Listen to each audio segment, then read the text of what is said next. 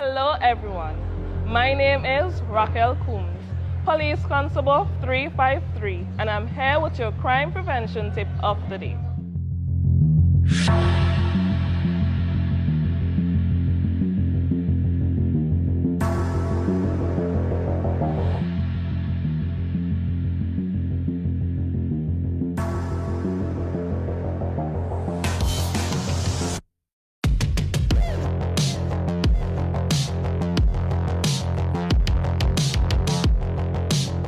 When shopping, hold your bag close to your body with your arm through the strap.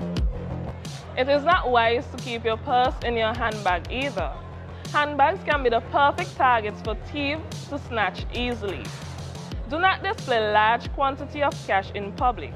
When storing cash, do it carefully and look around to see if anyone is paying particular attention to your activity. This is your crime prevention tip of the day. Have a safe and productive day, everyone.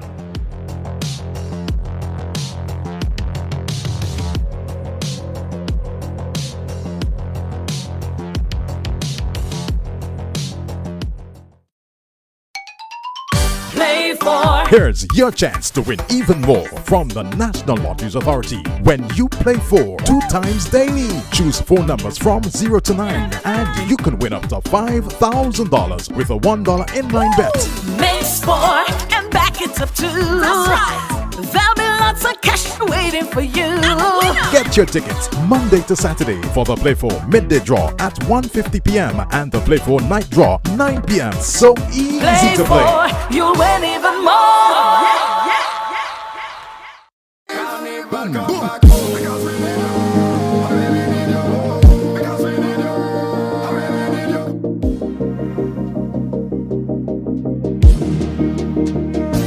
No place like home because we need you. I really need you. Because we need you. I really need you. Come home to me. Come home to me. Come home to me. Don't no promise from today. I go show like I never show you play. Like I never play. Like I never won before. Just to show you what's up. You know what I'm saying?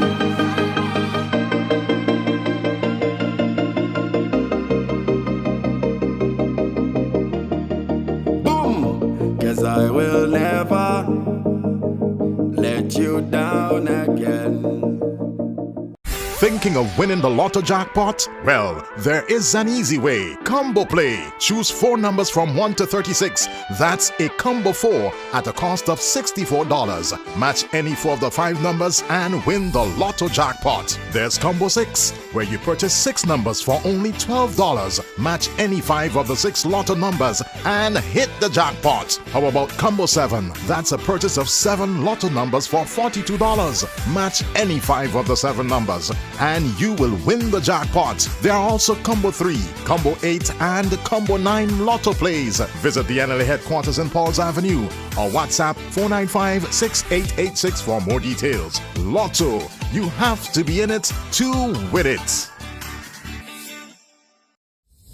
You can increase your chances of winning the Super 6 jackpot with a combo play. Remember, Super 6 numbers are from 1 to 28. Choose any 5 Super 6 numbers. That's a combo 5 for $69. Match any 5 of the 6 numbers and you will win the jackpot. Choose 7 Super 6 numbers for $21. Match any 6 of the 7 numbers and win the jackpot. There's more. Combo 8, where you purchase 8 Super 6 numbers for $84. Match any 6 of the 8 numbers and you will win the jackpot. There are also combo 3 and combo 4 Super 6 plays. Visit the NLA headquarters in Pauls Avenue or WhatsApp 495-6886 for more details. Super 6, bigger jackpots, more chances to win.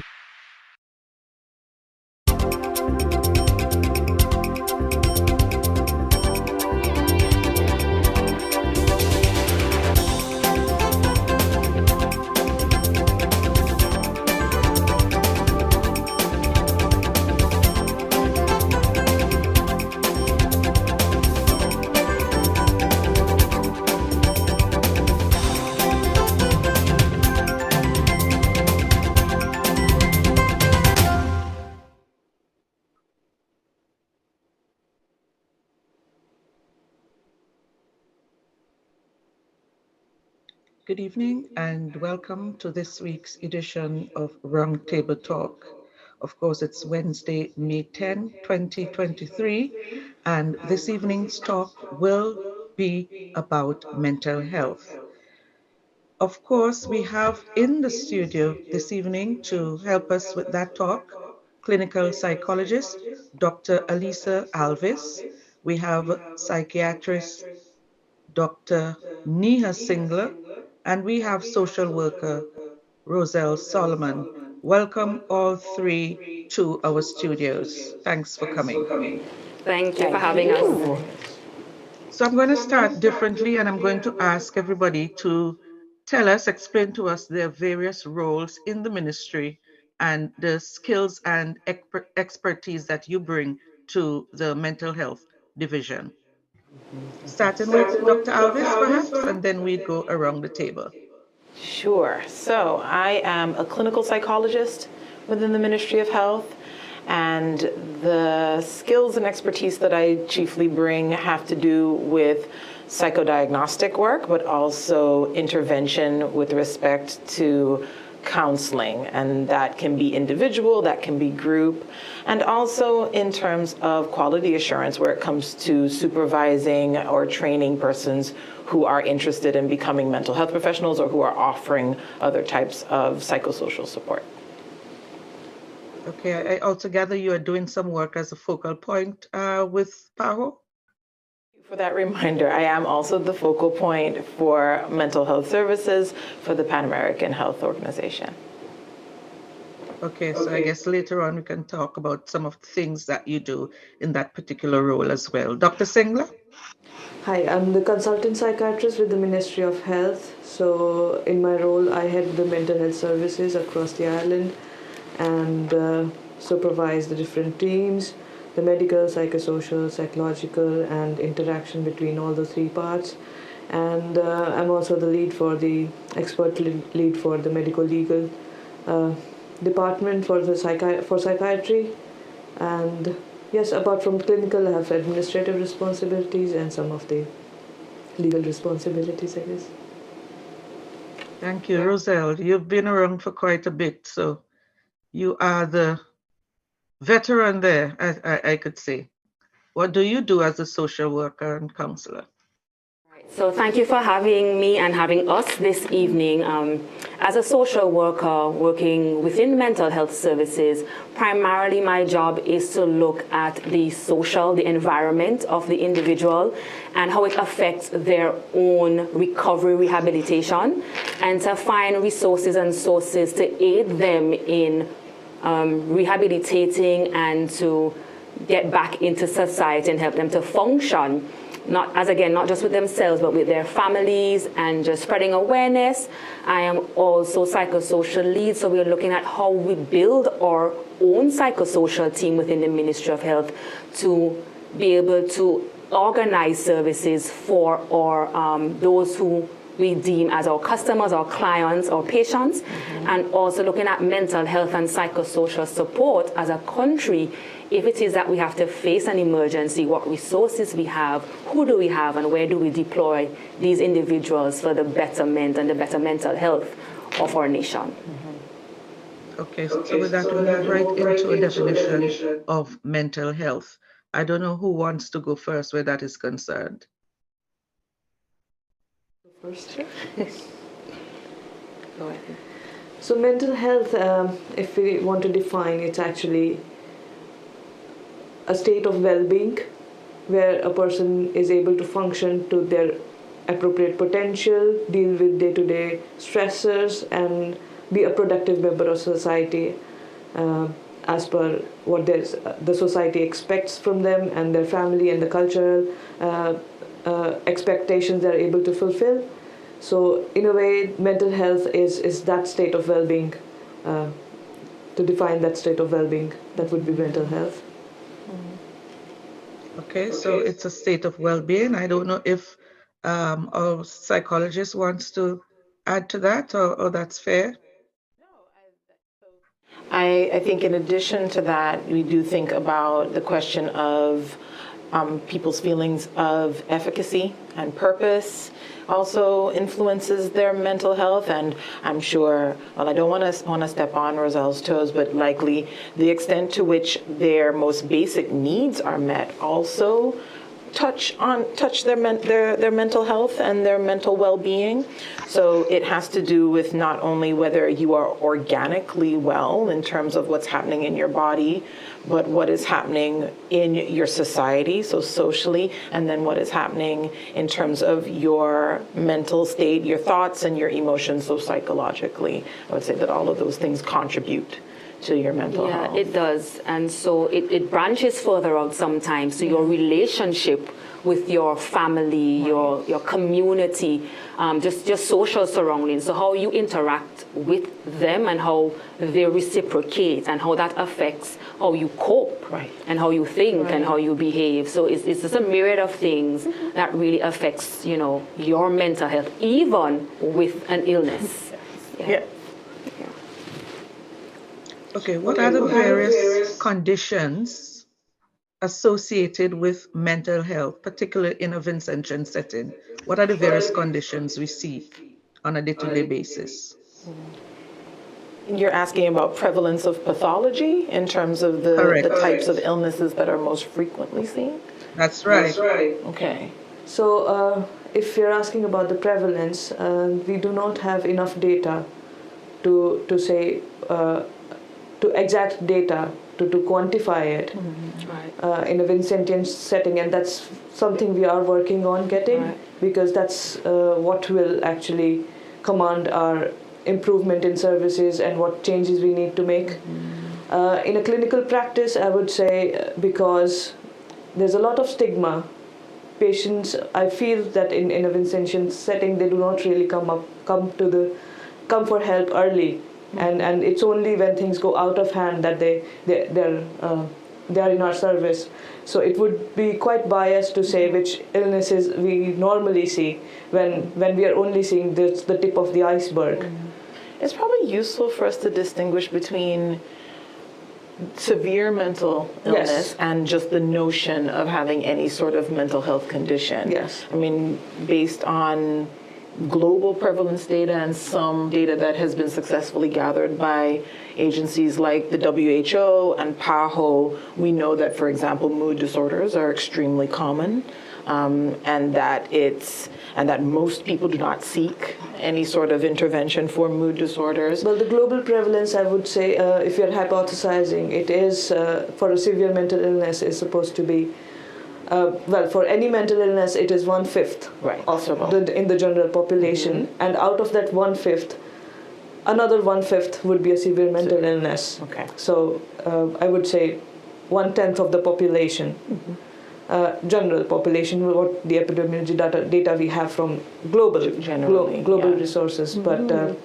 I think what we are commonly seeing in our setup, in an inpatient setup, is more of the severe mental illnesses, because I believe because of the stigma, people shy away from taking any help when it's mild or moderate. Yes. What are some of the signs and symptoms of mental illness? Well, the symptoms of mental illness would have to do with a change in the emotions, thoughts, which obviously lead to a change in behavior observed by the person themselves or by the people who are around that person, either the family or the workplace colleagues or anybody in the community. So when I say symptoms, it could be related to the mood. When we know our emotions, then we have our normal emotions. We can feel sad, we can feel happy, we can feel anxious, fearful in different sort of situations. Normally these feelings are transient and they go away with time or as we are able to cope up with the stressor. But mental health problem is something when those emotions and those feelings, they stay and persist to a level that impairs the functioning and functioning and productivity of a person. So the signs that can be observed in a person who is developing mental illness would be a change in their behavior, a change in how they express their emotions, how they interact with the family or friends or at workplace. So a severe mental illness or depressive state or psychotic state, I would say the signs are usually withdrawn. A person becomes more withdrawn, more socially isolated, can display some strange behaviors. But as I said, when there's mild to moderate, sometimes it's not quite visible on the outside. Only a person's subjective feelings, they can feel a change in their emotions. They would be persistently sad, cannot enjoy things when they're depressed. They're extremely anxious. Sometimes they feel something bad's going to happen. Even though objectively they can rationalize that nothing's bad going to happen, but they can always feel that fear or anxiety despite the evidence to the contrary. So these are some of the signs and symptoms, and a very common sign, a very common symptom would be sleep problems. It could be a reduced sleep or increased sleep. Change in biological functioning apart from sleep would be change in appetite. Sometimes people, they have reduced appetite. Sometimes they can have increased appetite. So somatic symptoms. Somatic symptoms, yes. In a primary care setup, a lot of times we see pains and some sort of somatic dysfunction which is unexplainable by any investigations. Aches, pains, headaches, Yes. gastrointestinal issues. So basically, things that we would normally, encounter, but now it's going over a period of time, and now it's definitely disturbing how we function, how we interact with people, when we go to work, what we do, what we don't do when we are home. So we're accustomed to play a sport, but we're not going out anymore. We are staying in and we're staying away from the friends and the family. So we can notice then that something definitely needs attention. Yeah. So there are also physical signs like, I have a stomach ache, I have a headache, that sort of thing. Are there these kinds of signs or symptoms? If we're talking about symptoms, imagine getting a heart test when we are stressed. Right. Normally when a person is stressed, the autonomic the activity increases. We can start sweating, we can have stomach pain, we can have heart racing, palpitations. It's an exaggeration of that, and a persistence when it stays for it's long lasting, that would become a mental illness or a mental health problem. Right. In a normal situation, a normal person with appropriate coping skills and normal stressors, any person who is confronted with an abnormal stressor, an extreme situation, you cannot expect that person to handle it normally. They would have an abnormal reaction to an abnormal stressor. Anybody, right? It's a question of, can you... Yes. So, for example, do you return to your baseline? Yes. Do you have like that resilience and that kind of like the elasticity to come back to what you would think of as like your equilibrium state, or do you stay in that activated state for a lengthier period of time? And those things, as you said, like that comes with a physiological response. Like your body has to do something with that. Yes. And staying in that state for a long time is not something that we're really built for. Also, sometimes it's the stressor. That's where a normal stress can be differentiated from trauma. Yes. Trauma is something normal people are not attuned to handle. Right. So trauma is something, an extreme of a stressor. Right. So that can actually affect any person's psyche and change their personhood. Okay, so we'll take our first break at this juncture, and when we come back, we'll talk a little bit more about when does someone seek help and what help is actually available in St. Vincent and the Grenadines. We'll be back in just a moment.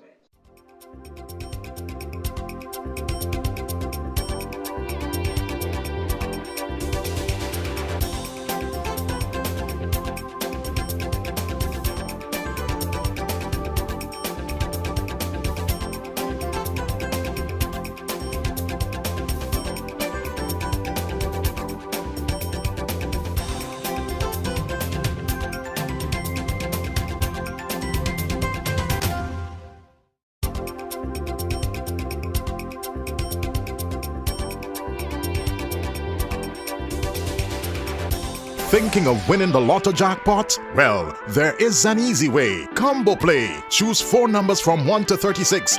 That's a combo 4 at a cost of $64. Match any 4 of the 5 numbers and win the lotto jackpot. There's Combo 6, where you purchase 6 numbers for only $12. Match any 5 of the 6 lotto numbers and hit the jackpot. How about Combo 7? That's a purchase of 7 lotto numbers for $42. Match any 5 of the 7 numbers and you will win the jackpot. There are also Combo 3, Combo 8 and Combo 9 lotto plays. Visit the NLA headquarters in Pauls Avenue or WhatsApp 495-6886 for more details. Lotto, you have to be in it to win it. Boom, boom.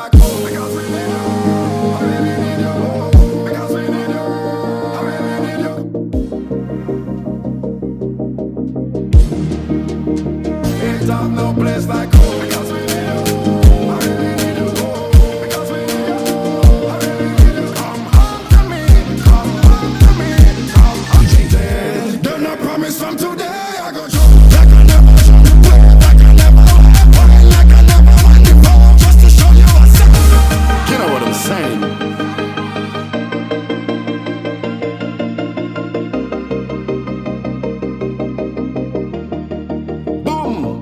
I will never let you down again.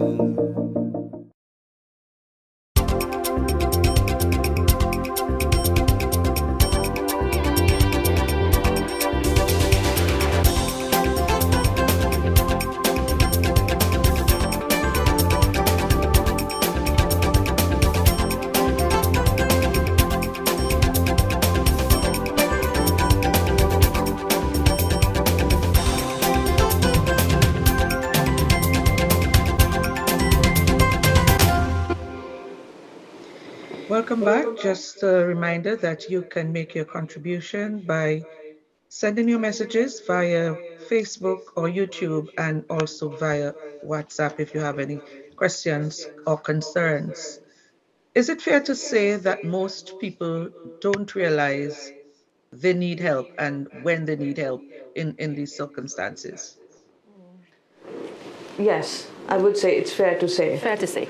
Because physical illness, it's easy to identify. There is some very specific sign or symptom, some discomfort a person can identify. With mental illness, it's something that affects a person's personhood.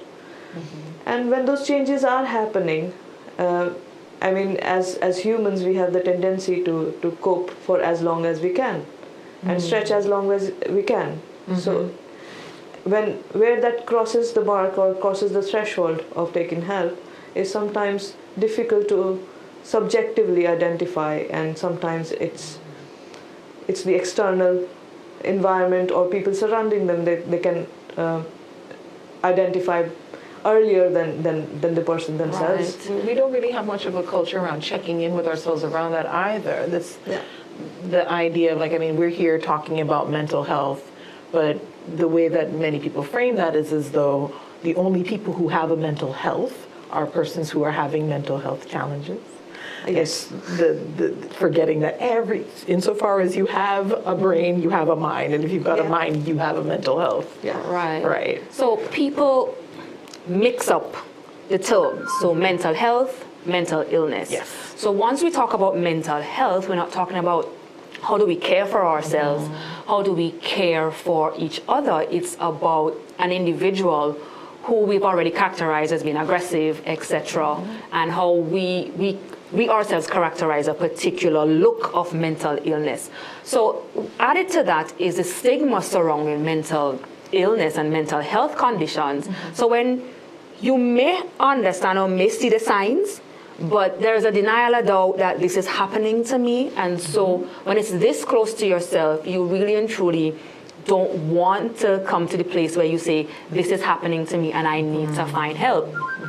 And for individuals who are wondering or who have identified a particular sign, symptom over a period of time, whether it is that you're not sleeping, you're sleeping too much, you're eating too much, you're not eating, you're having thoughts about self-harm, you're fidgety, etc., is that one, if you're within the school setting, they're your teachers, your principal, your school counselor.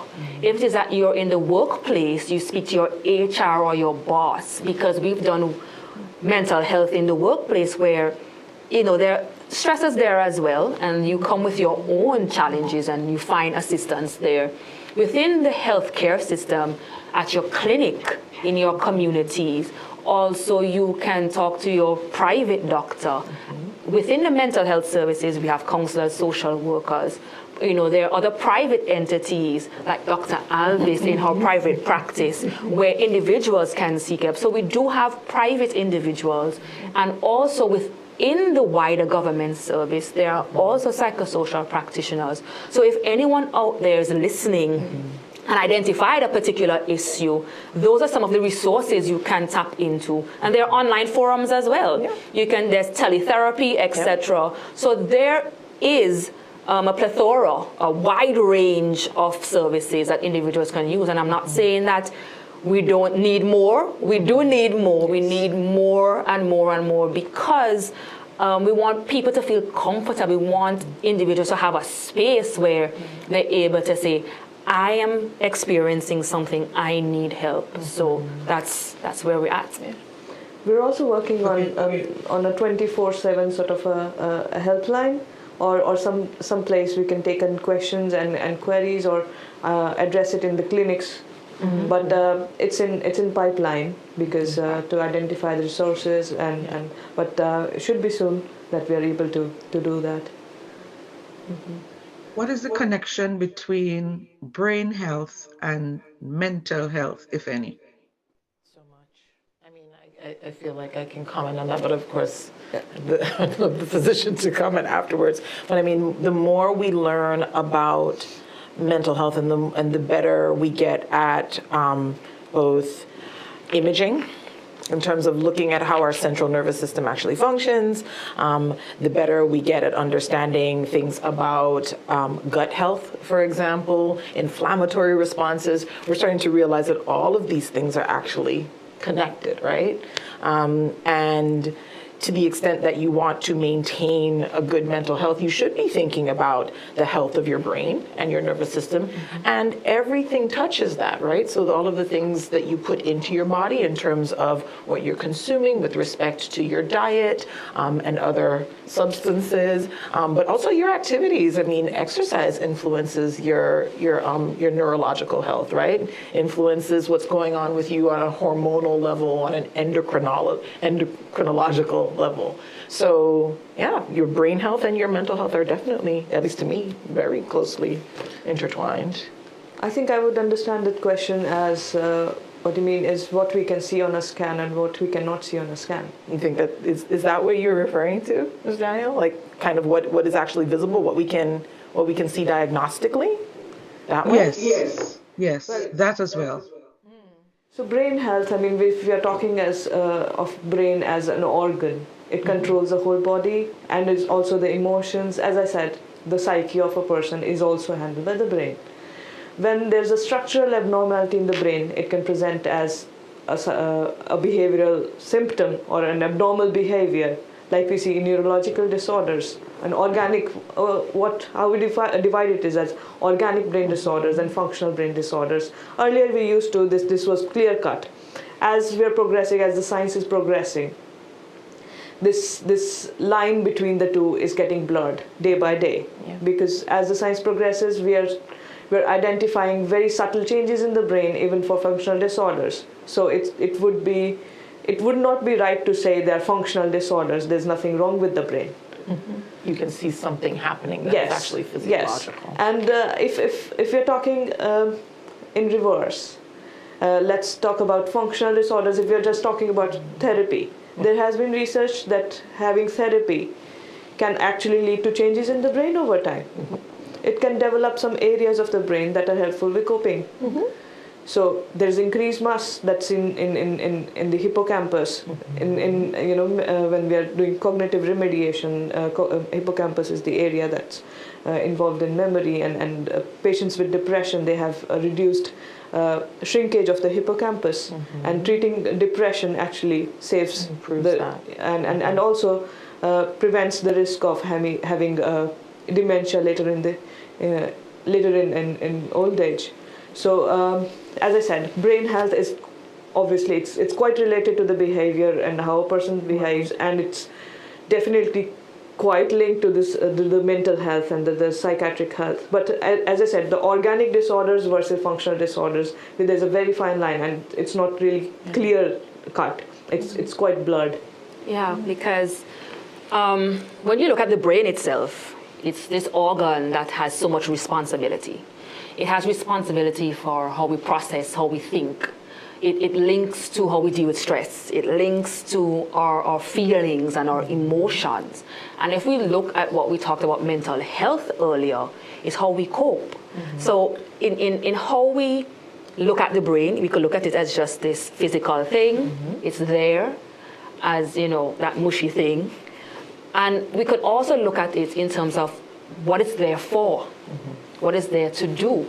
And if it's not healthy physically, it does affect how we think and how it processes and the function it has with the rest of the body. So definitely it's linked. Definitely And a lot when we of keep our times- brain healthy, our overall, mental health. And Definitely. not a lot of times, this is actually the protocol when we are doing, we're actually screening a person who's come for the first time.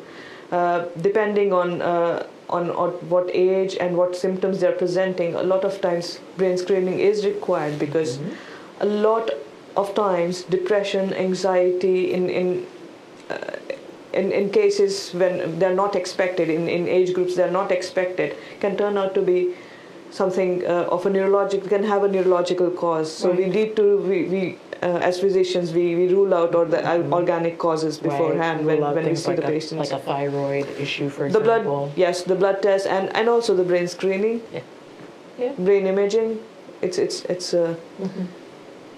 and quite I would say in a young adult presenting with strange behavior, it's a protocol we want to rule out. Anything There could be CT. a tumor that's pressing on the areas of the brain, presenting as strange behavior and psychosis or depression or anxiety, organic anxiety disorders, and there could be some medications or drugs affecting the state of mind. So yes, it's quite related. What are some of the factors that would cause somebody to pay a visit to the mental health authorities, resulted in that very first or initial visit? I would say I would encourage everyone to consult, because it's like, would you hesitate if you had a physical health issue, if you had pain in your tummy or pain in your arm? How long would you wait? So it's the same if you're distressed, if you're disturbed, you're not having sleep properly, you're not eating properly, you're not interacting with family, and you're sad, you're anxious. You just don't feel like yourself. Yes, I would encourage people to contact and take help at the earliest possible. Right. So for individuals who, I think Ms. Daniel is asking, for those who are not just admitted to a mental health center, but for those who come into an outpatient setting. Yes. It's just that what we talked about earlier, the mild to the severe symptoms, we find in St. Vincent, most times individuals seek care late. They seek care when things, as we say, done gone bad. And so we try to find somebody to do some quick something to get us better. But what we're encouraging is that we are bringing awareness to signs and symptoms. And as earliest as you can, whoever it is, whether if you don't know where to find services, is to ask somebody, because a simple screener can identify, a disturbance in a normal daily function that because prevention is key. Prevention leads to us dealing with a situation as early as possible, the best interventions that we can to be able to assist someone and their families in understanding this is what needs to be done. So definitely, if it is that you, over a period of 2 weeks or more, you find that your normal function there's something different about it, then we definitely advise that you tap into the resources wherever you can to get the help that you need, because again, health is not just about your physical being. It's about making sure, because the mind and the body work together. When one is not functioning properly, it affects the other and vice versa. So we need to treat our brain health, our mental health, with the utmost respect that it deserves, so that we're able to function better, not as an individual, but as a society. And also because evidence and research shows that the longer the duration the illness is untreated, the worse the prognosis. So if you're able to identify and take help early, it can lead to better prognosis, and we can prevent disability. Yeah. Okay, we'll take a second break and come right back.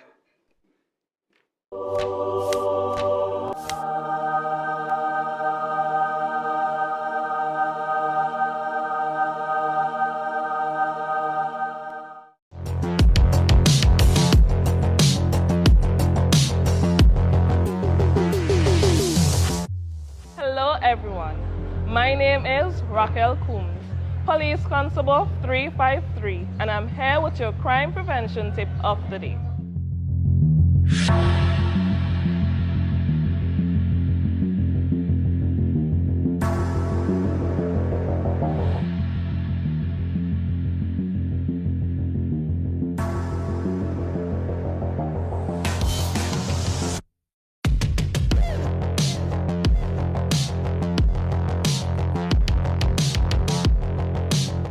When shopping, hold your bag close to your body with your arm through the strap.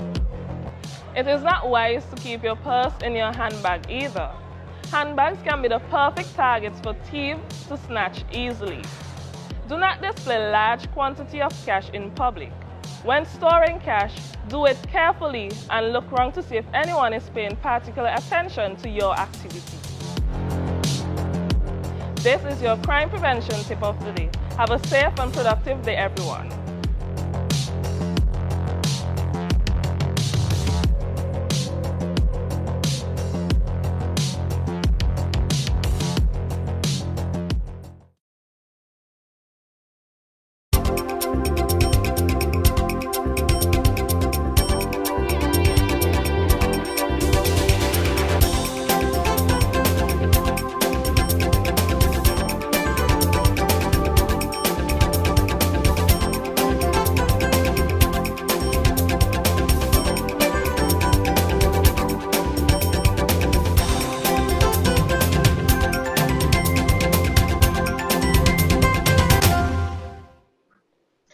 Welcome back. No, we spoke earlier about stress and anxiety, but explain to us what is the difference between stress and anxiety?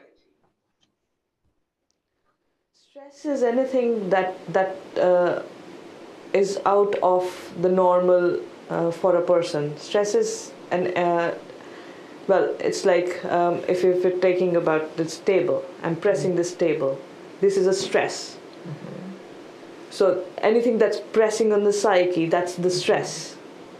When we're talking about the response, that could be response to a stress, could be a change in mood, could be anxiety, which anxious mood, it's part of the changes in mood, or when there's a change in biological functioning, when our body is stressed, if there's a stress that we cannot deal with, we'll always have a buffer, something that we can cope up with, we can handle. You know, if we don't sleep for one night, that's a stress. If you're going for a party, that's a stress. Even though happy stress. So it could be a happy stress. Anything that's outside of your normal experience can be a potential stress. This is a stress. But it's about dealing with the stress. Our body has the buffer system to deal with it and reach a homeostasis back, and you can feel normal. So stress could be happy stress and distress. When we say it's a bell curve, we actually function best under stress. Without stress, nobody would function. Wouldn't get anything done. Yeah, because it's a cultural thing where when we say the word stress, we It's distress. automatically think something negative. But we go through stress on a daily basis. We're in traffic and we get, somebody gives us a bad drive, a response, and then we go back to our normal functioning. But definitely, we need to understand sometimes that stress can be a good thing because it helps to motivate us. It helps to look at the situation differently and how do we do it differently the next time. So stress definitely, we need to paint a different picture of how we look at stress and how we think about stress. As humans, we need that use stress to increase the productivity, the performance, and stress actually has a bell curve. It is seen as a bell curve, and in the middle of the appropriate level of stress can increase the peak performance. And it is after that it becomes distress as the stress levels increased. Right. Yeah. Anxiety is a little different. So like the way that I tend to describe anxiety, it has to do with dread about a potential outcome that has not yet happened. Anxiety, as I say, it's a normal mood. It's a normal response to be anxious to things we are apprehensive about. When we are, we have inner thoughts, we are apprehensive about something, our body has a response. So when we are apprehensive about something, that's stress to our body, and then body responds in the way that you would have increased heart rate, your body is piling up the resources to handle the stress. This is a normal response. Now if it goes on for too long and the body is not able to heal, then we would say it has gone too long to where we have crossed the threshold and can become a problem. And maybe later on an illness, sometimes not. So anxiety is a normal response to anxiety is a normal response. If you see a tiger in front of you, it's normal to feel that's fear. That's fear, yes, that's fear. But again, I guess using the example of something unusual, like being on the show today, I've never been here before. I don't know what to expect. So that lack of predictability and not being sure what I'm going to encounter might inspire some feelings of anxiety, which is normal. Right? Yeah. So research has said sometimes that stress is linked to anxiety disorders because you have that acute and chronic and that severe type of stress where we are sometimes continually faced with something and we are unable to cope adequately, and that too can go down that road of us developing a mental illness, including, anxiety is not, it's just one type of disorders. As I said, anxiety could be normal, and then there are various sort of mental disorders that can occur when a person is not able to deal with the stress. That could have to do with the stress itself being enormous, or a person's ability to deal with stress is hampered. My resources are low. I don't have the things that I need, and that could be literally a physical resource. It could be my internal resources. Or it could be mental illness is sometimes not just a normal response.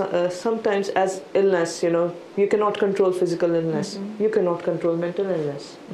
So people, when they're behaving, sometimes they cannot control how they are feeling and what they are doing. So it's important for people to stop blaming themselves if they are feeling a particular way, and know that this is part of an illness that needs treatment. Talking about stress, we have had quite a few stresses over the years. Of course, we had the volcanic eruption. We had, of course, COVID. Roselle, was there an increase in patients that you were seeing, or in people who were seeking help during those turbulent periods? So you just touched on quite a momentous time in our history in St. Vincent and the Grenadines. There was COVID-19, then there was the dengue outbreak, then we had our volcano erupting after about 40 so years, and then we had a Category 1 hurricane. So we have, and plus all of our other issues and challenges. So we have had a very tumultuous past 3.5 years per se. And in the immediate of the situation, you would find that people were stressed out. Individuals are facing a new disease they've never heard of, and all the things that came with it, restrictions, medication, there was sickness and death. There were individuals who won't be able to see their families upon a period of time, the individuals who couldn't see their family members who passed away. So there were a lot of different issues that really created that level of anxiety with individuals. people were displaced from their homes, didn't get to go back. The whole island was covered in ash. So there was a point when the unknown to us was stressful. And so we did not know as a country what happens after all of this, and the unknown as a whole really and truly was difficult for a lot of individuals. So again, we don't have much data to really identify how many individuals, but I can say through observation and working with clients, they can identify that within the past 3 years, it did change how they cope with certain situations and how it affects them now, and how they're unable to really process and do things.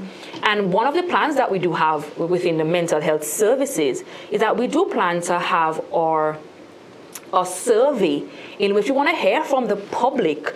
How did they cope? How are they coping? Do they know what they should have done, where they should have gone? Because as Dr. Singler mentioned, we are attempting to craft and create proper programs for particular populations. So as we move forward, we're able to know these are the things that individuals would have identified as an issue, and it creates, again, a foundation that moving forward, if we are to face these particular issues, we do have some knowledge. How do we move on? How do we address our population? Who do we need to train? What do we need to train individuals in? Where do they need to go? So it has been a stressful era. We are still working with individuals, even with those with mental health issues, who found it even much more difficult because even it's already stigmatized. Individuals were also treated poorly during that time. And so it created more of an issue with individuals, their emotional health. And so as we're moving forward, we are making sure that we do activities like this, because as a population, we do have a responsibility to care for those who are facing a hard time. What specific help is available for people who get sick, mentally sick? What are the resources available in the ministry for dealing with that?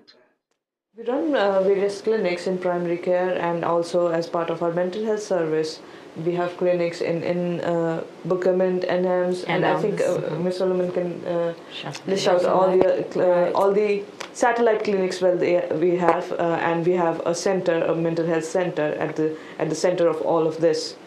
Right. So within mental health services, we do have a lone psychiatric facility, at Glen Villa, and that's for admissions.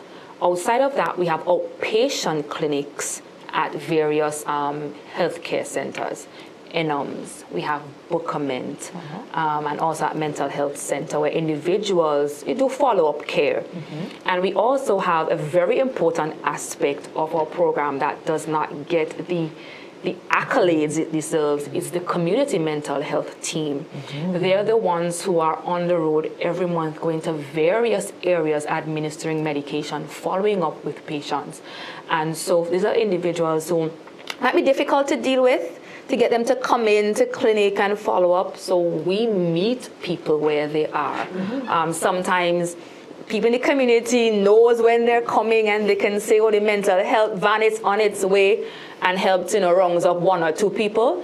But our community team plays a great and important part in reaching individuals who may not have the resources financially, who may not have the resources in terms of their own efficacy in coming to the clinics, and also they're important in identifying issues in the community that we're all able to somehow try and assist where we can. I think what needs to be mentioned is the outreach services to facilitate that they're utilized. I think what we have done is to reduce the stigma integrated with the primary care service, so people can go to their local district medical officer and the center, and we are collaborating with the medical officers to provide the mental health services through them, and also when required, follow up and provide specialist services when we have our frequent clinics. I think we're doing the different clinics in different islands because it's In the grenadine clinics as well. We have extended our yes. services to the grenadine clinics. Yes. So once every quarter, we attend to Beckway, Canawan, and Union Island. Yeah. Okay, so within recent times, there have been cases involving people who are mentally challenged, and the result was not favorable or not nice. I'm sure you understand what I'm talking about. Instances where the police have also gotten involved. Is there a protocol for handling cases like these? All right, so we don't want to say too much on certain issues, as you know, they're still being processed, and to for some respect and to safeguard emotional health and well-being of everyone involved. What I can say is that we definitely are working with the St. Vincent and Grenadines Police Force to develop firmer protocols to help with these issues. One, we have to understand that our police force, they're individuals, they're humans, and they too have their own challenges in terms of, you know, their own coping mechanisms and the breadth and width of work that they do on a daily basis. In conjunction with the health sector, we all need to work together in terms of how do we reduce instances of injury and violence. I know individuals think that only individuals with a mental illness, they are the only aggressive ones. They are the only ones who are committing offenses. As a matter of fact, I don't want anyone to be committing any offenses. I would actually like to give some statistics on that. Sure. The general assumption that because it is you know, sometimes as humans we are more attracted to violence and mental illness and their relation because that's unfair. So sometimes the attention that we give is an overestimation to the actual data. The actual data in the global population, there's been research over how many violent crimes can actually be attributed to mental illness. It's only 3 to 5%. But if there's always also been a research where they've taken all the media platforms from 1994 to 2014 and analyzed the data of how many of the portrayals have put in the mental illness and violence together. It's more than 50%. So that leads to this automatic overestimation and as individuals, you know, we are social animals, and we utilize media and our thought processes There's also our get language and the influenced. colloquialisms that we have around it too. So it becomes like a normal sort of I would say idea that mental illness and violence go together, even though research shows it's only 3 to 5%. I mean, if we're talking about all the violent crimes, only 3 to 5% can be actually directly correlated or attributed to mental illness, and that to a severe mental illness. I wonder how many people would be surprised to hear that. Yes. Yeah. Right, so we were looking at we're looking at a population, also. and also you did talk about media, and so when we look in the media and it is highlighted, so that's what people focus on. Yep. And so when individuals focus on this particular incident, it is bloomed outside of all the other crimes. And so individuals, you know, get targeted, it fuels the stigma, and it also fuels more the discrimination. So individuals who might want to go to their clinic to get services don't want to go because they might call me crazy, or they might tell me don't come here. And so individuals who are ill, and I'm really putting it out there that individuals with family members or friends who know that they need help, encourage them to get help, because if it is that they continually follow up, they are productive members of society, they engage in work and they're doing themselves, then it reduces in terms of them being unwell and not taking care of themselves, and might end up doing something that might hurt themselves or somebody else, or have themselves, you know, be hurt. We don't want anyone to be hurt. No, of course not. That's not what we want at all. But sad to say, sometimes it happens. And so as we move forward, we need to work together.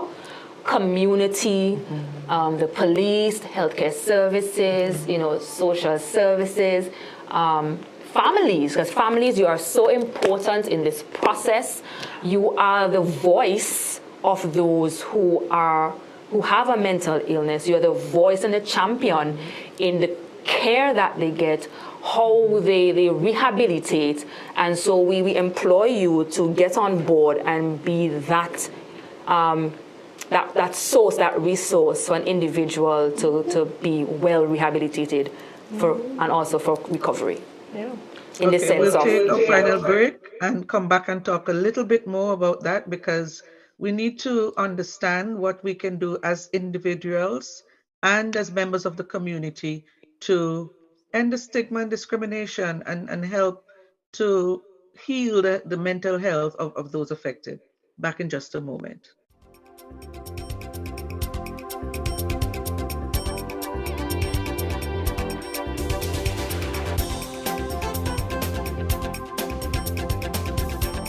Welcome back home because we need you. I really need you. Because we need you. I really need you.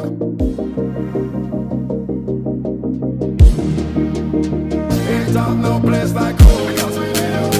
I really need you. Because we need you. I really need you. Come home to me. Come home to me. Come home. She said, don't no promise from today. I go show like I never show you play. Like I never play. Like I never won before. Just to show you a second. You know what I'm saying?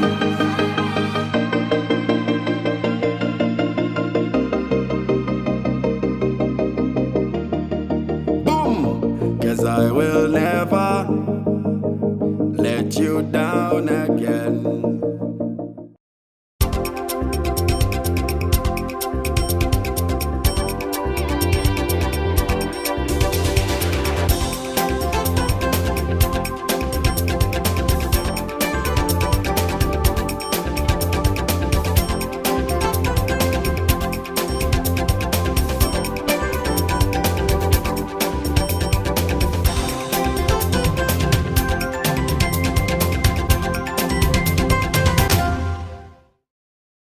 Welcome back, and as we wind down this evening's program, we know stigma and discrimination continue to be a huge issue, not just in mental health issues, but illness in general.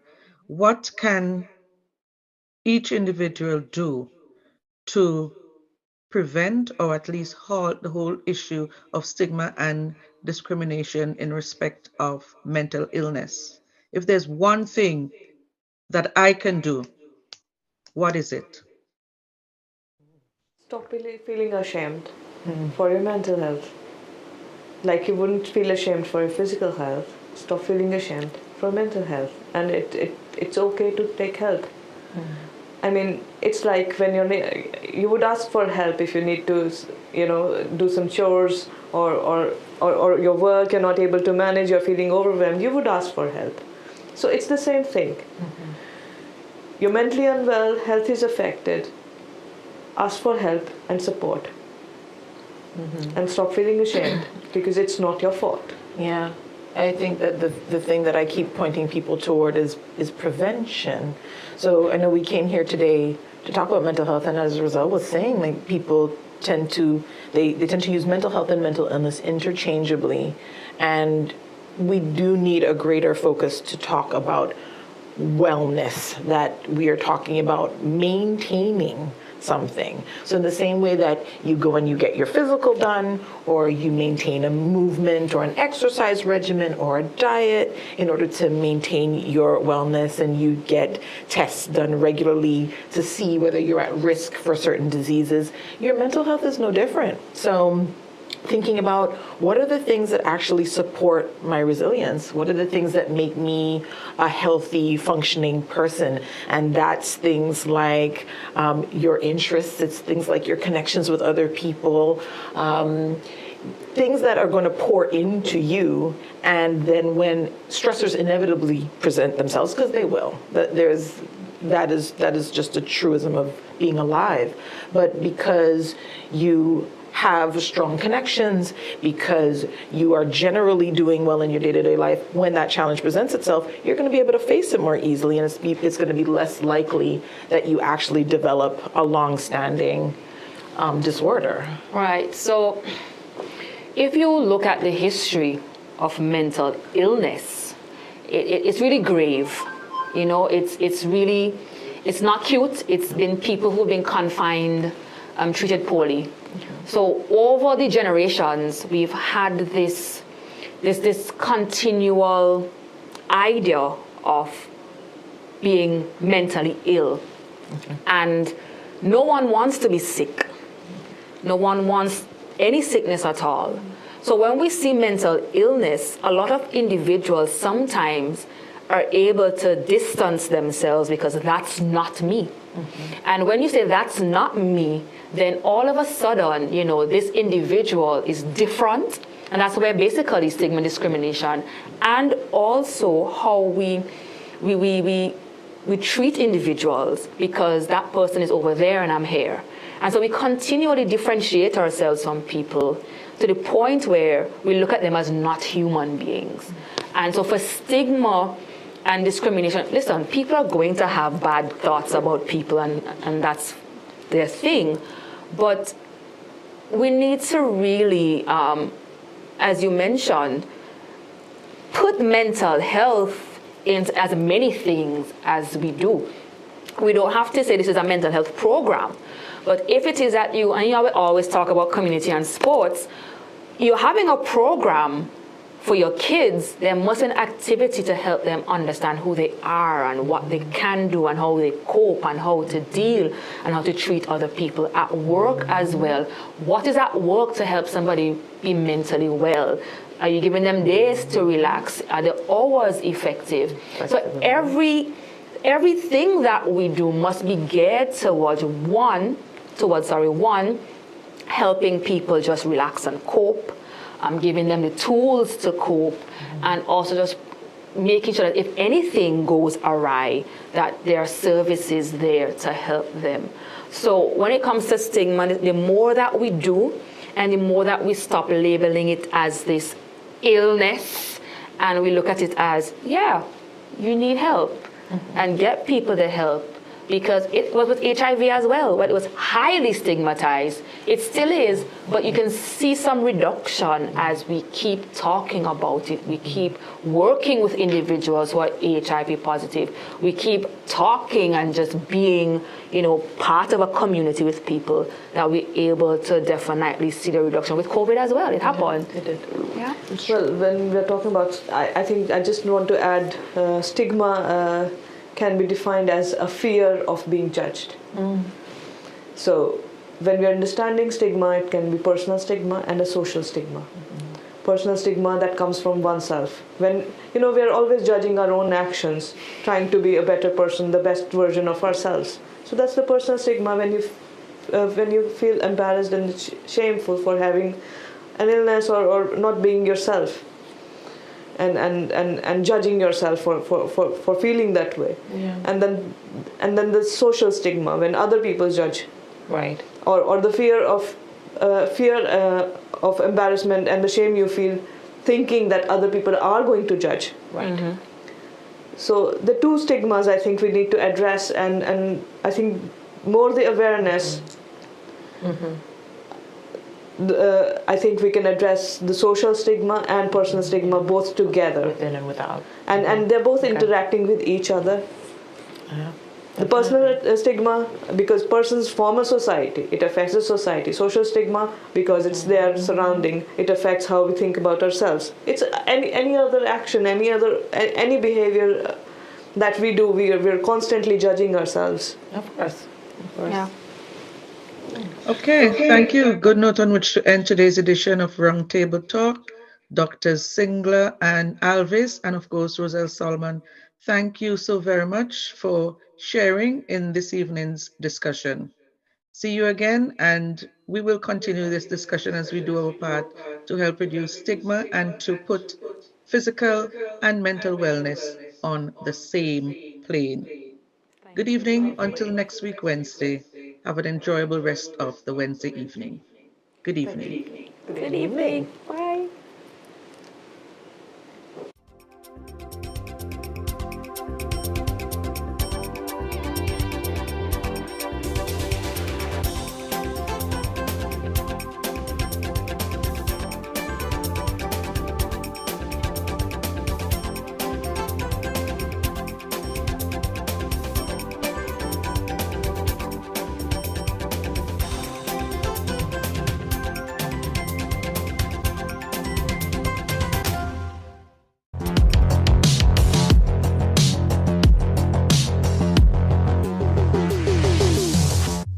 Hello everyone, my name is Raquel Coombs, Police Constable 353, and I'm here with your crime prevention tip of the day.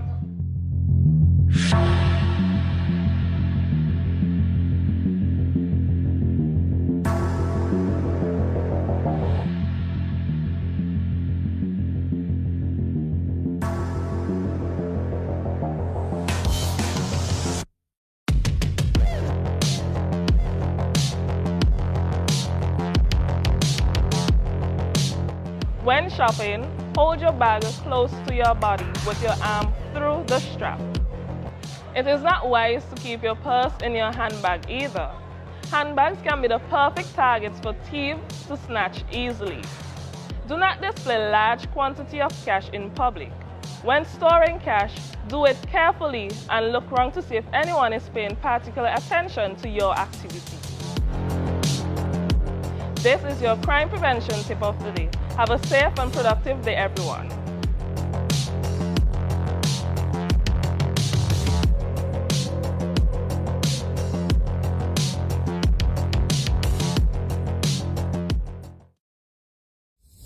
You can increase your chances of winning the Super 6 jackpot with a combo play. Remember, Super 6 numbers are from 1 to 28. Choose any 5 Super 6 numbers. That's a combo 5 for $69. Match any 5 of the 6 numbers and you will win the jackpot. Choose 7 Super 6 numbers for $21. Match any 6 of the 7 numbers and win the jackpot. There's more. Combo 8, where you purchase 8 Super 6 numbers for $84. Match any 6 of the 8 numbers and you will win the jackpot. There are also Combo 3 and Combo 4 Super 6 plays. Visit the NLA headquarters in Pauls Avenue or WhatsApp 495-6886 for more details. Super 6, bigger jackpots, more chances to win. Boom, boom.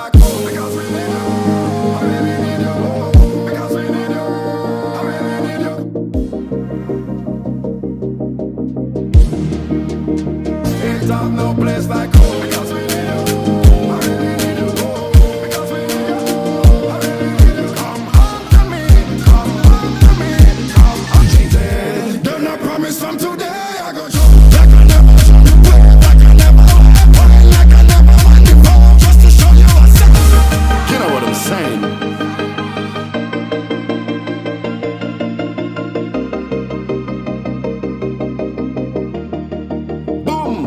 Cause I will never let you down again.